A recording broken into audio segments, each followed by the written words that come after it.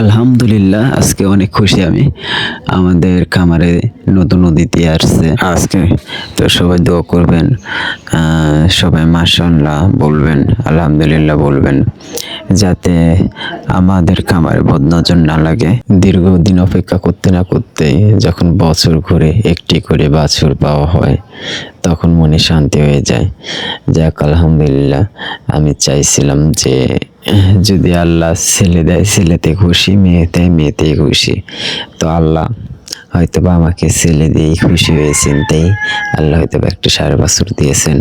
সবাই দোয়া করবেন যেন ষাঁড় বাছুর সুস্থভাবে বড় হয়। এদিকে আমি দেরি না করে 30 মিনিটের মধ্যে দুধ দোয়াই বাছুরকে খাওয়াইয়া দিলাম, কারণ বাছুর হওয়ার আধা ঘন্টা বা 1 ঘন্টার মধ্যে শাল দুধ খাওয়ানো অতি জরুরি।